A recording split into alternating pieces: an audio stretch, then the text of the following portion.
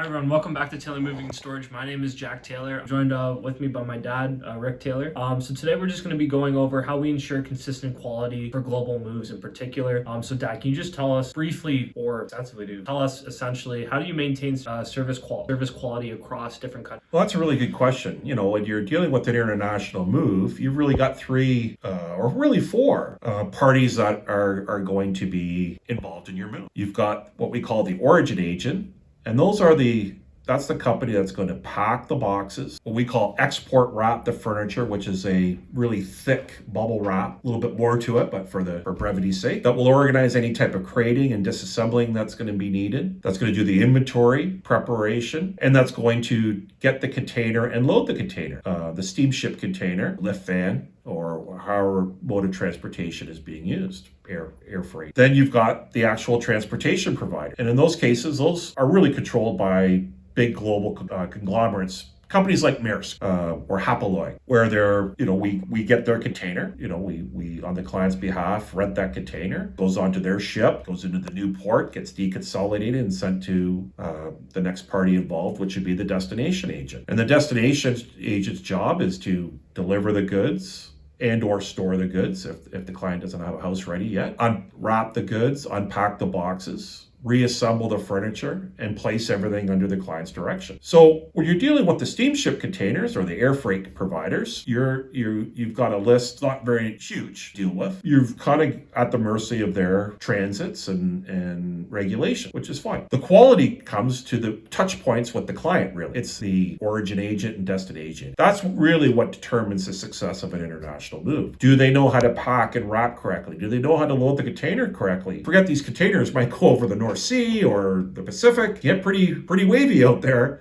You got to make sure that things are loaded as such that they don't move around, they don't break in transit. And within that, in order to ensure that, we belong to a global network called FIDI. And within FIDI, you have to go through a FAME requirement, which is a Ernst & Young audit every 2 years, to determine that the company is financially sound, has quality standards, environmental standards, etc., so that we're dealing with like-minded companies around the world. We're not just picking the cheapest company that we can find who's going to do a lousy job for you at the other end. That's not the purpose. That's not what we're going to do. We're going to use like-minded companies so that when the client walks away, they feel that, yeah, I've got real good value here. This is made by new move, new country. And then, so can you also sort of touch on like the criteria when you're vetting partners besides just being FIDI? What do you look at specifically within that? Well, specifically, we have relationships. So, you're not in business for 60 plus years and not develop relationships. So in most cases, we have selected partners in each city around the world,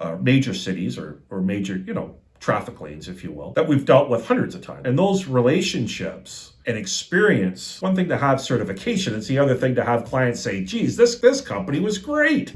We want to deal with the companies that our clients have said are great. And we've done that just through the partnership that we've developed. And we also know if something does go wonky, they're going to react. They're going to do something about it. And when we do something for them, we do the same thing. Sounds good. And then overall too, just the use of these networks, do you think that provides immense value? Relocation companies like the global mobility managers there, as well as the companies that directly themselves or perhaps private? Well, of course. I mean, if you don't have that type of solid partnership, there's no one company in the world that has a location in every single city in every single country. I mean, that's not out there. So if you want to deal with when you're choosing a mobility partner, whether it's business to business relationship, relocation company, corporation directly, or an individual that's organizing the move on their own, you want the assurances that you're dealing with somebody of impeccable certification experience that is not in it just for the next move. For us, 60 years plus in business, we're not in it for the next move. We're into long-term branding, long-term relationship. And that does mean sometimes if we've made an error, we